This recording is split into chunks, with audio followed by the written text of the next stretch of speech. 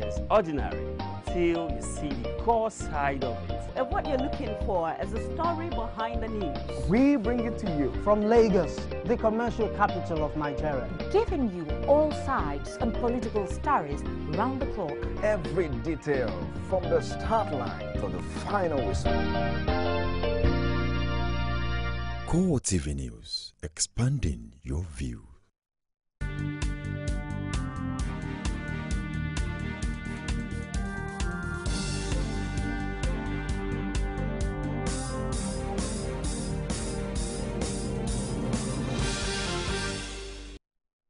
Hello and thank you for joining us on CoreTV Primetime News. I am Ebulomo Adekunle. In our major story,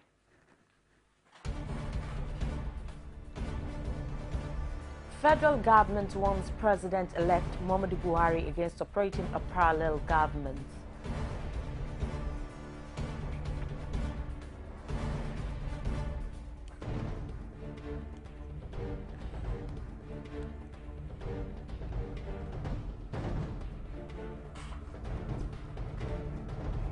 Also in this program, President-elect Muhammadu Buhari inaugurates 19-member transition committee.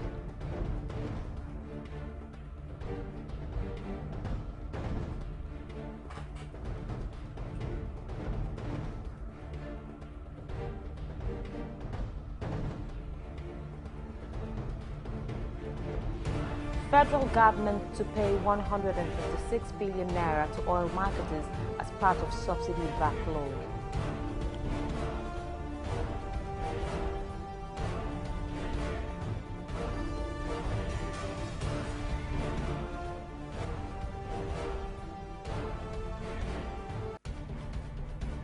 And outside Nigeria, a nighttime curfew has restored a semblance of order to the American city of Baltimore after riots sparked by police killing an unarmed black man. The federal government has warned the incoming Buhari administration against acting like a parallel government. This, it says, is because President Goodluck Jonathan remains in charge until May 29th rather. Minister of National Planning, Suleiman Abubakar, said at the presidential villa that the Jonathan administration is not comfortable with some of the utterances and actions of the incoming government, Basiaye reports. President-elect Muhammadu Buhari has just inaugurated a 19-member transition committee, but it has already begun to ruffle feathers in the outgoing government. Members of the committee, led by Ahmed Joda, on Tuesday met with their counterparts from the Jonathan administration. But it is clear that the government officials did not like what was tabled before them. The controversy is as a result of what the government side sees as an attempt to intimidate the incumbent administration. The incoming government should avoid creating a parallel government while the government is still on. We take exception to some utterances, to some of the terms of reference that look as if the current government is being stampeded or intimidated. Council found at most of the statements, most of the provisions, and council members are advised to work in line with the terms of reference of the current government. Having laid down its stance on the matter, the federal government sent out a message to its officials. It insists that President Jonathan remains in charge until May 29. This government remains resolute to the various programs and projects it's pursuing, and the government will continue to do that until morning of 29th May 2015. In spite of the events of the last 24 hours, the government maintains that a cordial relationship exists between the transition committees. Basiaye, CoreTV News, Abuja. The federal government has approved 2 new private universities exactly 1 month to the terminal date of the Jonathan administration. This was one of the decisions made at Wednesday's Federal Executive Council meeting, presided over by President Goodluck Jonathan. One of the new universities, according to Information Minister Patricia Akwashiki, is the Edwin Clark University.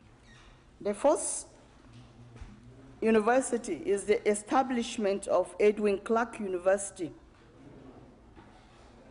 which will address the inadequate access to university education and enrollment of students in carrying out educational facilities in the country. It will enable other people to get access to education.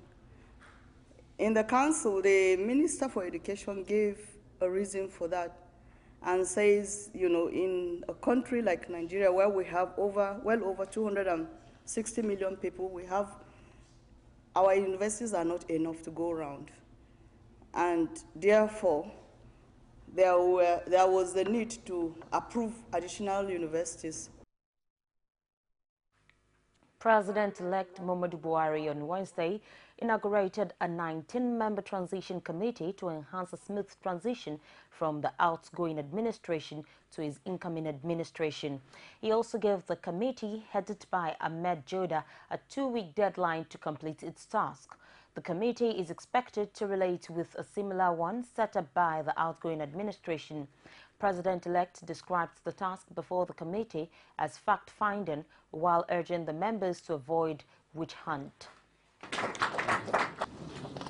The change from one government to another always involves complicated operational challenges. We all know that government is a continuum, but the incoming government needs to know where the previous government stopped so that it can know where to continue. Luckily, you are all outstanding men and women of competence and experience in different fields, so that this assignment, one as though it is well within your ability to accomplish. You are required to assess the information provided to you and advise me on its quality and accuracy. We, as your committee, are determined to do the best we can within the time that is allowed to accomplish your wishes and to make it possible for you to achieve your vision and all that you wish to make of your country and our country. When I met you and you briefed me about this assignment and about the composition of the committee, I did observe that I have never served on a committee so weighty as this. President-elect Muhammadu Buhari has been soliciting the support of the incoming members of the National Assembly for a reduction in the cost of governance. He also wants them to collaborate with the executive to tackle insurgency in the northeast and environmental degradation in the Niger Delta. The president-elect said this in a speech at the ongoing induction program for the incoming members of the 8th Assembly. He listed some of the challenges before the government, to include a drop in revenue as a result of falling oil prices, endemic corruption, which he says has crippled human and infrastructure development, and poor power supply, as well as youth unemployment.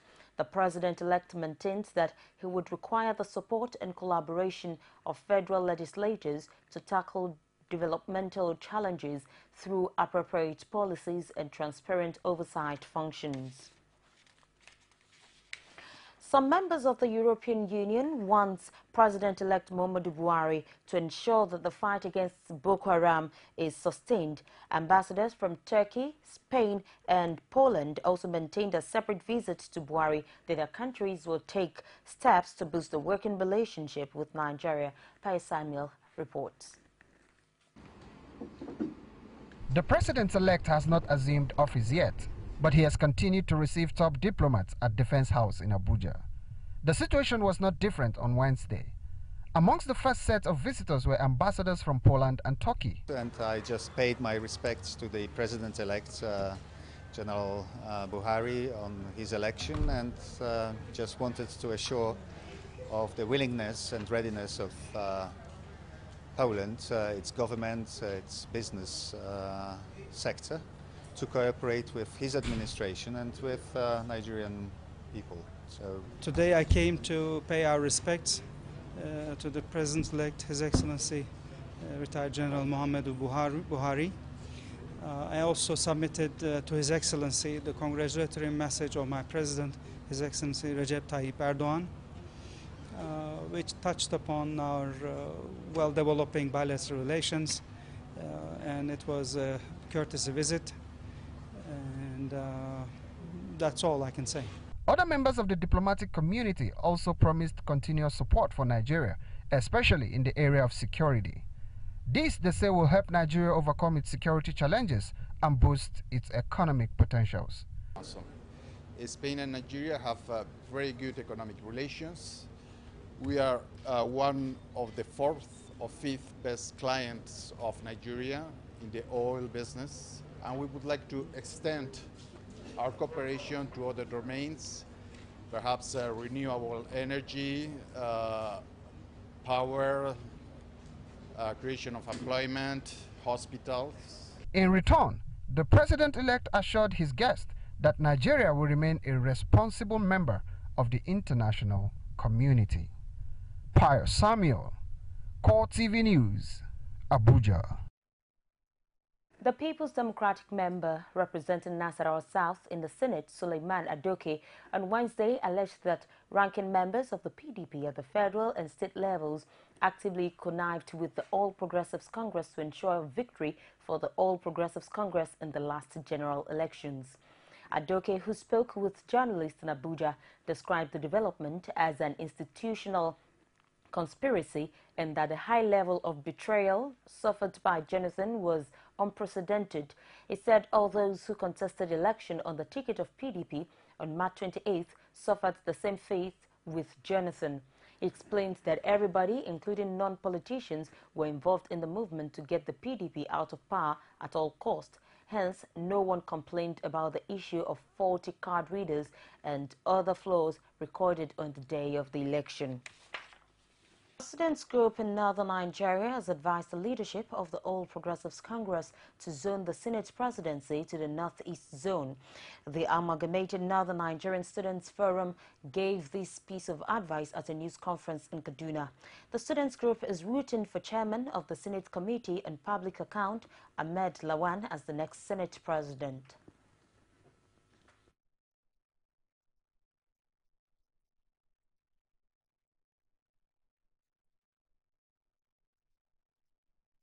The next ranking officer whom the cap fits is Senator Ahmed Lawal from Yobe State, who is often described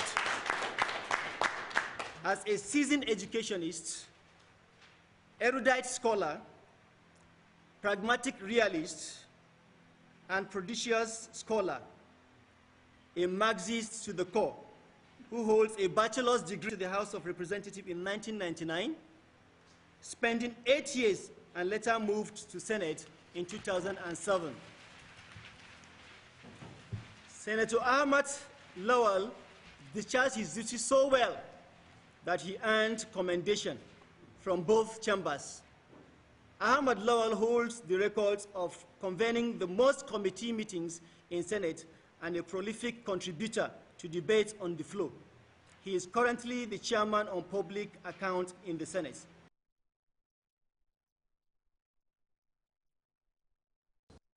It's the CoreTV Primetime News. We'll go for a break, and when we return, we'll bring details of the spreading fuel scarcity in the country. Don't go away. Introducing Smart Connect, where get plenty awoof to allow you talk, text, and browse nyafu for tin in the money. Say you know say with just 200 naira recharge card, Airtel they summer me with 200% bonus to yarn more with any network. Now you know not call me your fiance. Relax. In fact, I don't buy your own address in Nigeria. As correct person, anytime I recharge 200 naira and above, Smart Connect they supply me with free internet to browse. If you want to make your family follow you enjoy, buy your 4-in-1 family pack for the price of one. Oh baby. This girl too, na family and friends. No carry last to buy your Airtel SIM today. Airtel, the smartphone network. Many thanks for being there with us. If you're just joining us, it's the CoreTV Primetime News, and here are the stories that made our headlines. Federal government warns President-elect Muhammadu Buhari against operating a parallel government.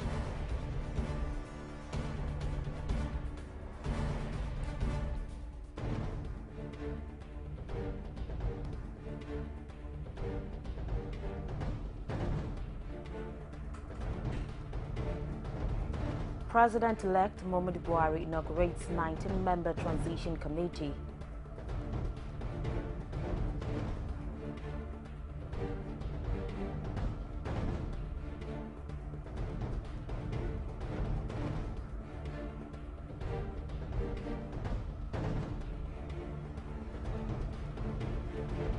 Federal government to pay 156 billion naira to oil marketers as part of subsidy backlog. And for more on CoreTV News, you can visit our social media platforms. On Facebook, facebook.com/CoreTV News. Our Twitter handle @CoreTV News NG. On YouTube, youtube.com/CoreTV with a space then news. The General Secretary, Petroleum and Natural Gas Senior Staff Association, Adebayo Oluwoshile, has appealed to Nigerians currently grappling with the challenge of fuel scarcity to exercise patience, while the federal government and importers of petroleum products rectify the shortfalls of fuel subsidy removal.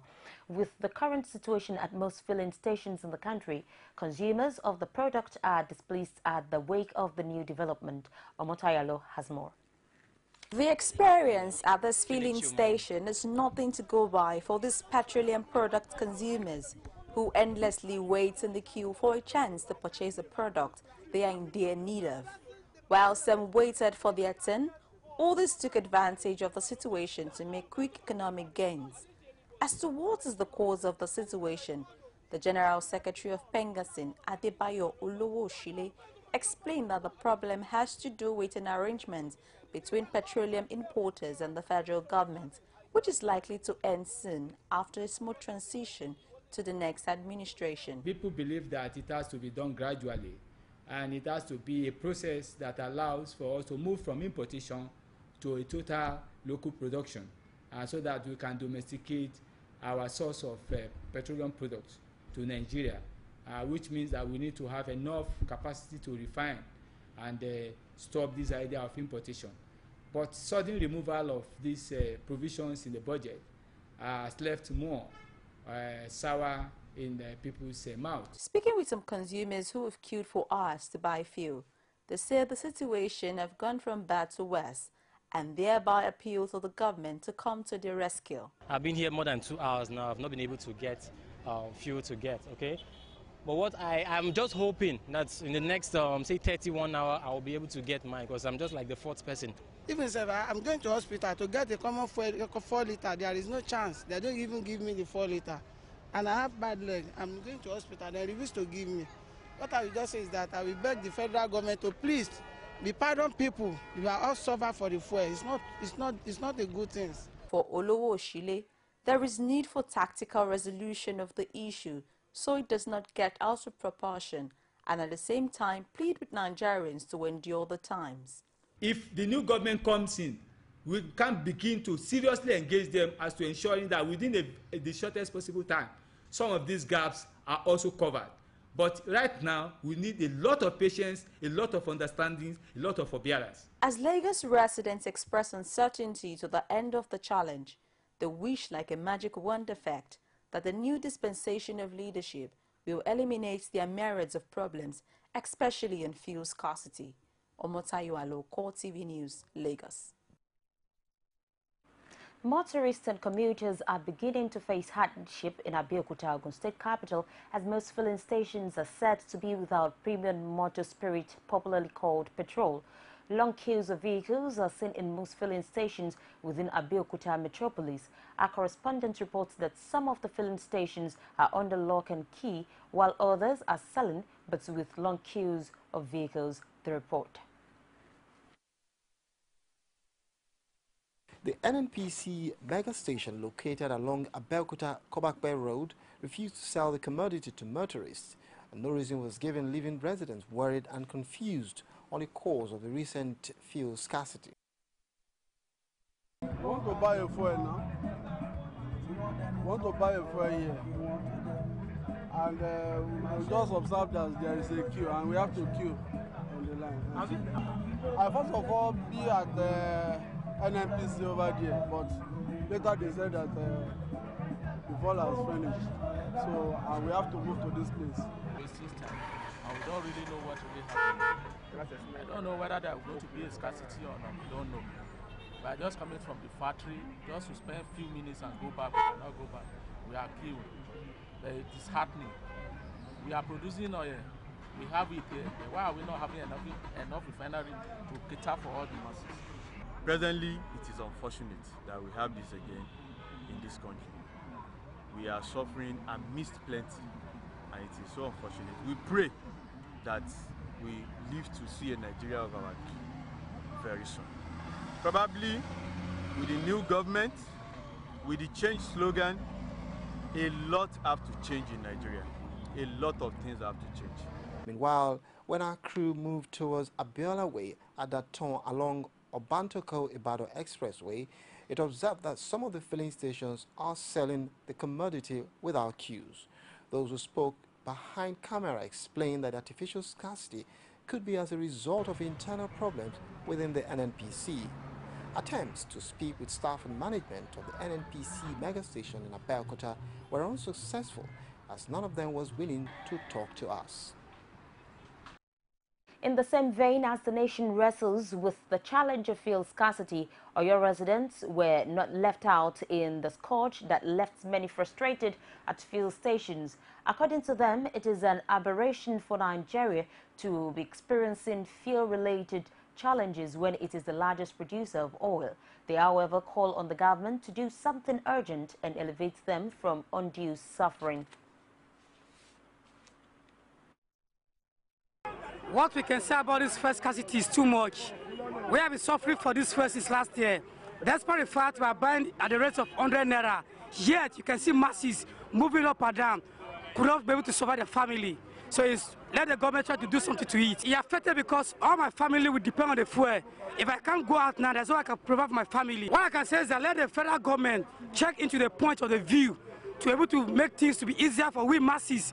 For instance, the rich men are not suffering of fuel. It's only with the poor masses that are suffering. So we need them to intervene in our situation. Thank you. I'm Olakopola by name. Yeah, there is scarcity of the fuel, and this thing is affecting both social and economic, political way of life of our people. For instance, I've been here since 8 o'clock. This is 1 o'clock. I've not been getting fuel. And when I want to travel to my village, which is about 200 kilometers to Ibadan, I need 500 liters of fuel, 50 liters of fuel at least. But I'm going to get 30 here. That means I can't reach my town.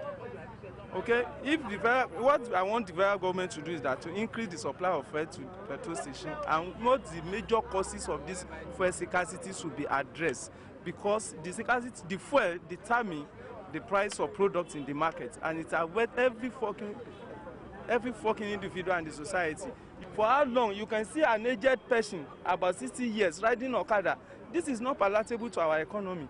It's better we pray that the present government should bring a meaningful and tangible change that will affect every fucking life of private individual in our society. Mẹ̀kúnnù àwọn epo òkè la fi ń jẹ la fi ń mu kò sọ́gbọ́n kankan tá a fẹ́ dá wọn kí ìjọba ọ̀dà kan ṣàánú wa kò bá ti wà wá láì ti tó gẹ́ o kó ṣàánú wa o ebi àárọ̀ ebi ọ̀sán ilé epo náà láti máa mu pure water lágbára kankan kó ṣàánú wa o kí wọ́n ṣàánú wa o kí wọ́n ṣàánú.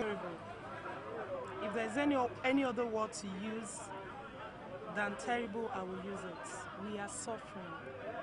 This is unfair on the part of the citizens. We are suffering. There's nothing to say more than we are suffering in this country. We are living in the midst of plenty. Unfortunately, we have none. You know, it's quite unfortunate. Nigeria is number 5 oil well producer. So I can't even imagine a country, you know, wallowing in oil would have such a problem, you know, intermittently in and out. So is it distribution problem? Is it whatever the issue, it should have been resolved. So I don't know why we should waste human power, time, energy, you know, in just queuing up. So my advice for government is, what is really the problem? You know, today they say, well, okay, they're importing fuel. It's a disgrace and a shame for a country like Nigeria to be importing fuel. It's a disgrace and a shame. You sell the crude oil, they refine there, you buy there and bring it out. It doesn't make economic sense. So my advice for government is, what has happened to our refineries? That's number one. Number two, how much is a refinery? Will a refinery cost for them to build so that they can, you know, refine? That can be more than enough for the masses. So that's the thing. My advice is, get it right. The federal government is to hand out 156 billion naira in fuel subsidy payments to oil marketers as part of steps to end the latest round of fuel shortage. Finance Minister Ngozi Okonjo-Iweala disclosed this in Abuja on the sidelines of the opening of the 20th Conference of Directors General of Customs of the World Customs Organization. The minister blamed the delay on revenue challenges but assured Nigerians that the lingering fuel scarcity will end soon. We have really been working with them. We've been dialoguing with them all along. We paid them 350 billion in December. We paid them 31 billion for foreign exchange differentials. And by tomorrow, we will be paying them the 100 billion for which we gave them IOUs, as well as their interest rate differentials of 56 billion. So I'm about to go and sign to get that paid. And I think that Nigerians will agree that the government is making maximum effort to accommodate the oil marketers. They are also Nigerians, and they also need to cooperate with us. So as I leave here, we are going to sign for them to get another 156 billion. 100 billion in the IOUs we issued them, which are due tomorrow, and 56 billion in interest rate differentials. In this very difficult environment where revenues are constrained, we are doing our maximum. We have prioritized them because we don't want Nigerians to suffer. Now, they too have to cooperate with Nigerians, isn't it? And also be good and patriotic citizens. Yes, ma'am. As I speak, salaries are being paid. So between today and tomorrow, you will get your alerts. So there is no problem. Nigeria Labour Congress says it is not satisfied with many aspects of the 2015 budget, especially the non-inclusion of funds for fuel subsidy. It also laments that a large chunk of the 2.6 trillion naira set aside for the recurrent expenditure would go into the pockets of political appointees. NLC officials said this at a joint press briefing with the Trade Union Congress ahead of this year's May Day celebration. This so-called removal of subsidy has been something that numerous governments have embarked upon without an end. So it means that even if who tells you that if this incoming administration embarked on it, that you will see the end of removal of subsidy. During the former Obasanjo's government, this exercise was embarked upon for about 11 times, and the Labour, both the TUC and the NLC, engaged the government severally. So it is like the more you look, the less you see. For us in Labour, we are not going to support that. We don't have the mandate of our members, both NLC and TUC.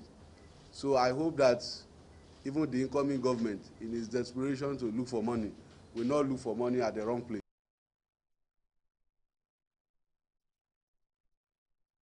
Nigeria's military authorities are still not sure whether the abducted Chibok girls are part of the 293 women and girls rescued from Sambisa forests.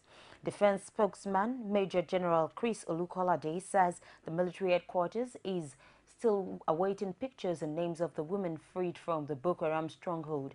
The authorities says after the officers on ground would have completed the screening and profiling of the nearly 300 women and girls. Former Vice President Atiku Abubakar has expressed delight at the news of the rescue of nearly 300 girls and women by troops from the Sambisa forest. The former Vice President said in a statement by his media office in Abuja that it was unacceptable that hundreds of women, girls and boys have been abducted by the insurgent group Boko Haram over the last couple of months. He noted that while Nigerians rejoice at the news of the rescue, they should continue to encourage the military to be steadfast in the operation until all abducted persons are freed. Atiku Abubakar also expressed his support for Nigeria's military forces in its ongoing mission to end insurgency in northeast Nigeria. The Bring Back Our Girls group has described the rescue of nearly 300 women and girls by troops from the Sambisa forest as cheering news. The protest movement is, however, worried that none of the abducted Chibok girls had been found and liberated. Speaking at the venue of the group's daily sit-out in Abuja, some leaders of the campaign said the latest rescue shows that there are several cases of abductions in the northeast region that many Nigerians do not know of.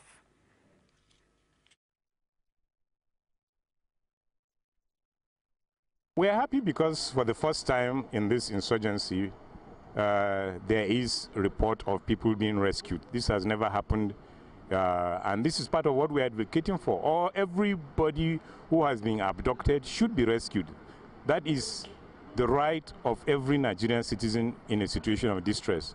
Of course, from all indications, they may not be the Chibok girls, which in a sense has been our advocacy that we want the girls back. But then the advocacy also is for everyone who was abducted before the Chibok girls were abducted and after the abduction of the Chibok girls. So in that sense, there is a sense of disappointment that it may not be the Chibok girls, given the body language and statements from the military. Details of military operations are not with us, and we believe they're acting in the best interest of the country. So we also urge every Nigerian to support them. We can't assess them now until at the end of the operation. So far, so good. We are happy, and we can only urge that the profiling of these 293 should be speedily done so that our high hopes will not be dashed. We believe that if our sisters are not among them, it also goes to show that there are other Nigerians who have been abducted whom people do not know about. So we stand vindicated that girls are abducted, other Nigerians are abducted, but Chibok has become a referral point because we sustained the campaign of always asking for the Chibok girls. A 5-year-old boy was found at the premises of Foursquare Gospel Church in Imedunla, Mowe, Obafemi Owode local government area of Ogun State. The pastor in charge said he saw the boy at the church premises crying after church service. The report. The State Police Public Relations Officer, Ogun State Command, Muyiwa Adejobi, said a pastor in charge of the church brought the boy named Abraham Adeyemi of New Way Primary School on Sunday, 26th of April, to the police station. One man, and of course a pastor in charge of one Foursquare Gospel Church in Medunla, Mowe, brought Abraham Adeyemi, male, about 5-year-old, to the police station. He said he saw him at the church, at his church premises, crying after the church service.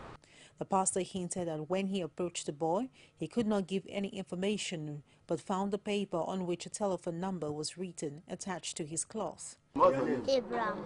Abraham what? Abraham Adeyemi. Adeyemi. How old are you? How old are you? 5. 5 years old. You are in primary what? Nursery 1. Nursery 1. You are in nursery 1. She's in nursery 1. What's the name of your auntie, Abi? Oyedikadi.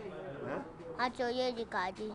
The command therefore appealed to the general public to come up with information about the parents or guardian to enable the command contact the owners of the boy.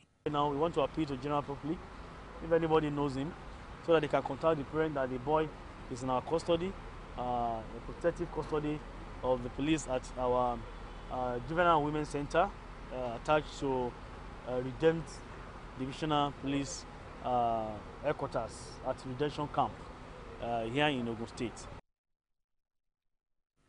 National leader of the Oodua People's Congress, Gani Adams, has lamented the way widows are treated in the country. The OPC chief, who was speaking at an event put together as part of a week-long celebration of his birthday specifically for widows, says it is saddening that widows are treated like disposables immediately they lose their husbands. He added that all Nigerians must see the plight of widows as one that should be jointly addressed.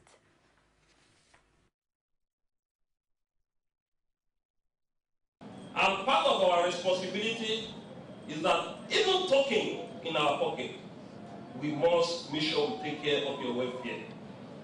And this issue should be beyond Gani Adams as a person. I think the local government chairman have the responsibility to play their own role. We'll take another break on CoreTV Primetime News, and we'll be back with business, sports and other stories outside Nigeria. Don't go away. Every day, every hour, and every minute, news break in Nigeria. Things happen so fast, it's most times difficult to track and comprehend them. But that's what we do right here on Digit 360. 2015, would you want to come back again? It's like asking Jesus Christ if he knew he was going to die, will you want to come back as the savior of the world again? We do not just help you track the stories, we break them down, explore all the angles, analyze the issues so that you can fully comprehend the stories and use them to make the right decisions.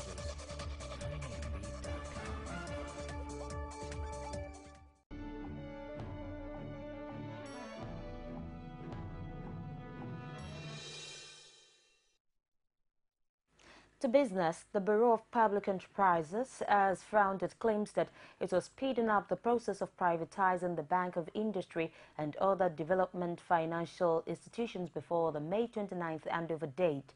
The DFIs are Bank of Industry, Bank of Agriculture, and Nigeria Commodity Exchange.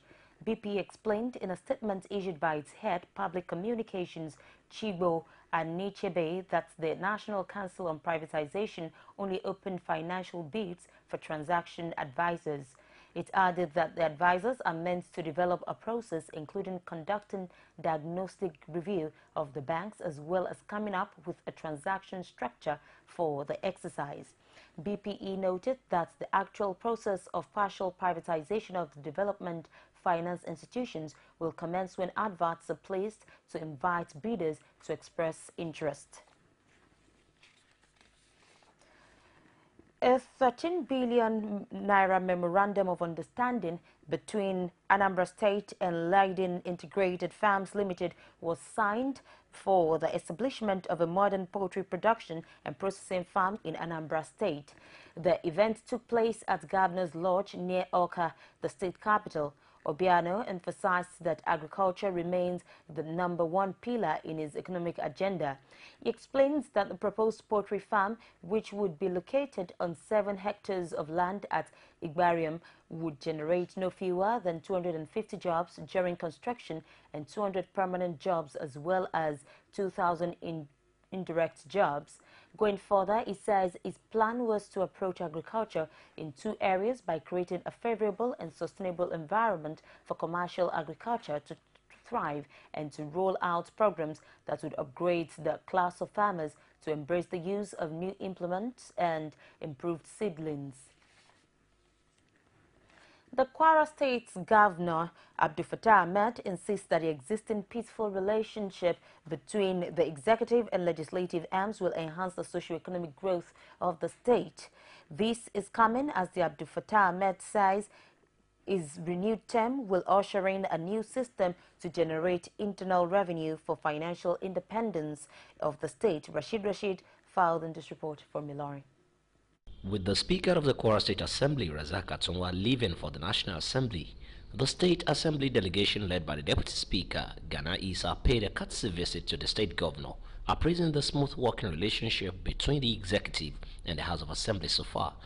And in spite of all the problems, financial problems, we still found time and we still found it necessary to still do projects that people-oriented projects, in spite of the so-called federal might, deliver the state first to federal government, to General Buhari. In his response, Governor Ahmed pointed out that the success of Kwara State in the last 4 years is possible due to the diligence of the Assembly in the discharge of its legislative duties.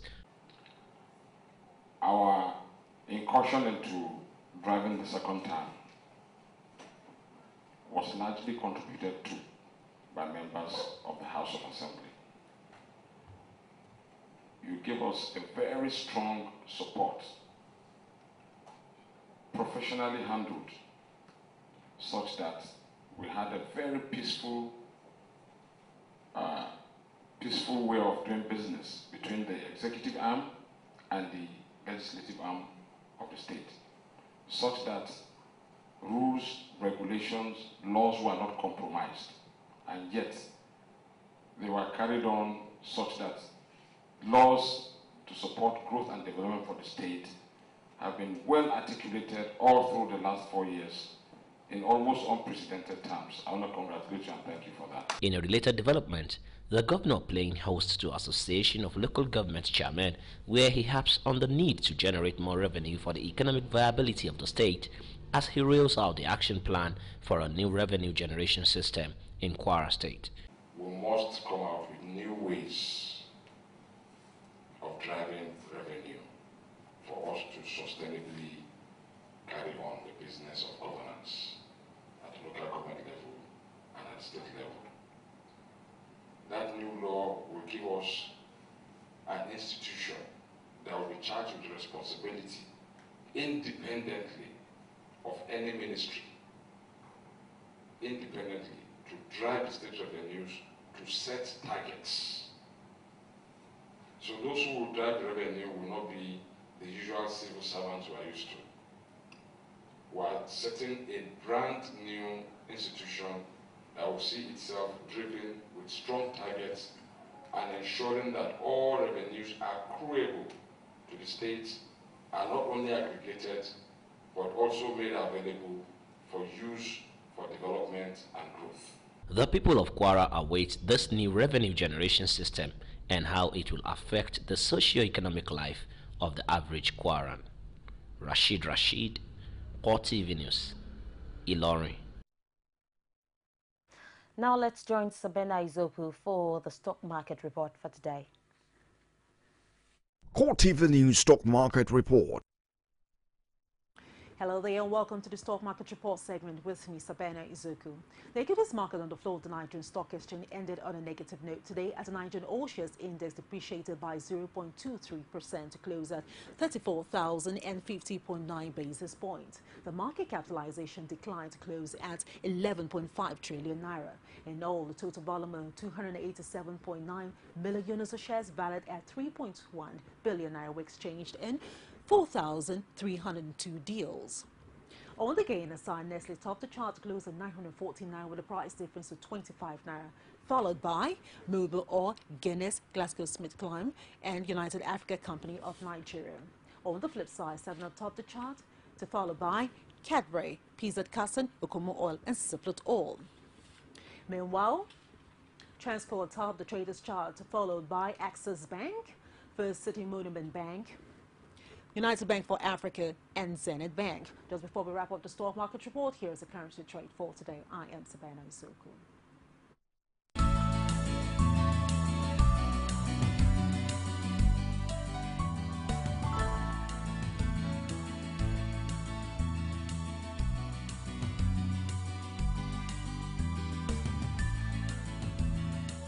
CoreTV News Stock Market Report. And now to the sporting world. Nigeria coach Stephen Keshi is expected to open camp for the domestic league-based players in May ahead of the 2017 Africa Cup of Nations qualifiers at home to Chad in Abuja in June.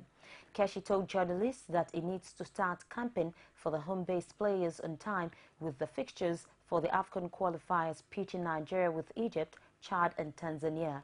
Keshi would be expecting the players to hit Abuja camp as from Sunday, May 17th, since the players would be involved in weekend matches for their various local league in the country. Friday being a public holiday, it is expected that the coach would drop his program before the end of work on Thursday.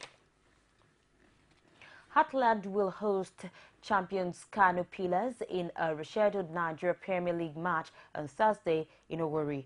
The match was a Week 1 match but was shifted after Pillars team bus was attacked by armed robbers on their way to another game.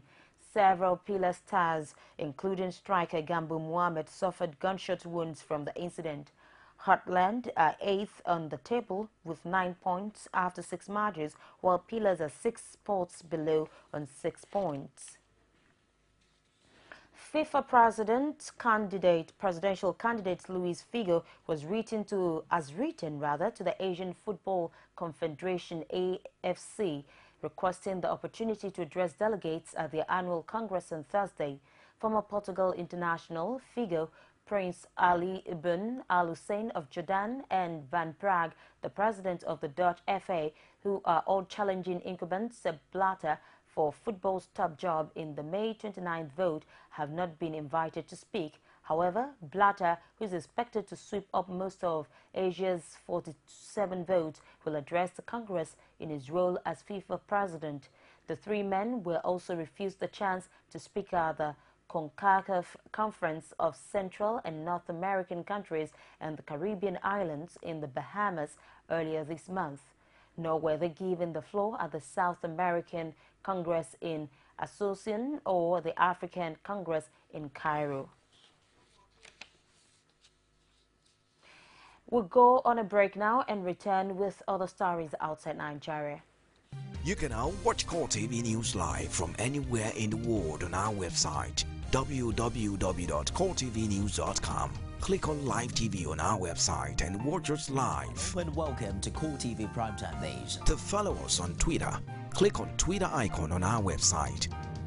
On Facebook, click on the Facebook and YouTube to see all our previous news production. You can also watch us live on YouTube.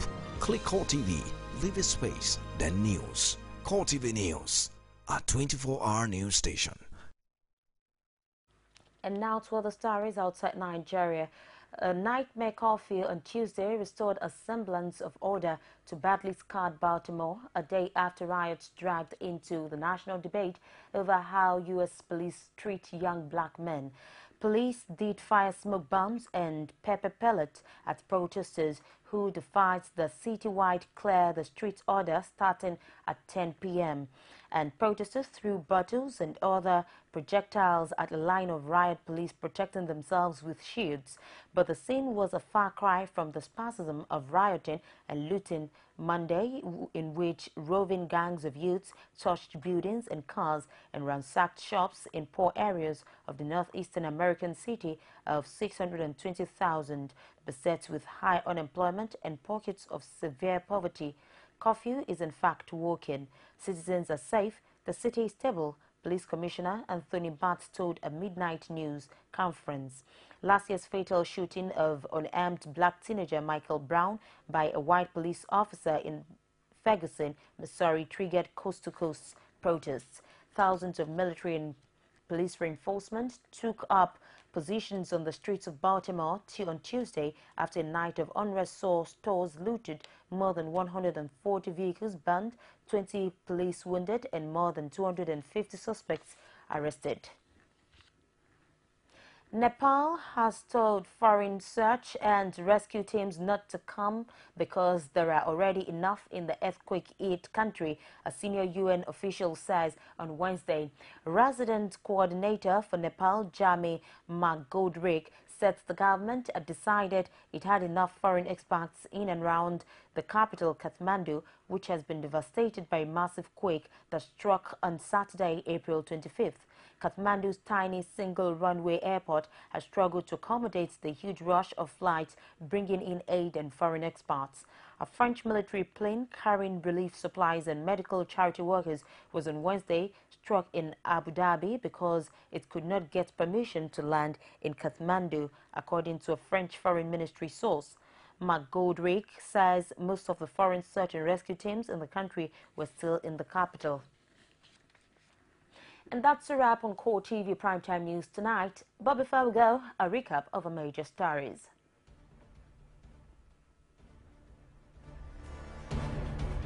Federal government has warned President-elect Muhammadu Buhari against operating a parallel government.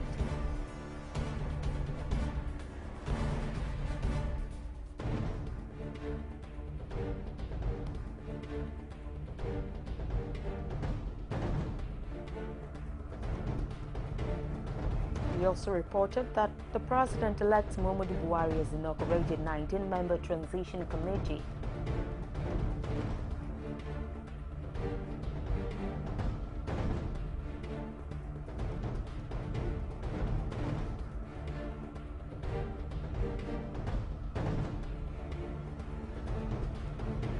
Finally, federal government set to pay 156 billion naira to oil marketers as part of subsidy backlog.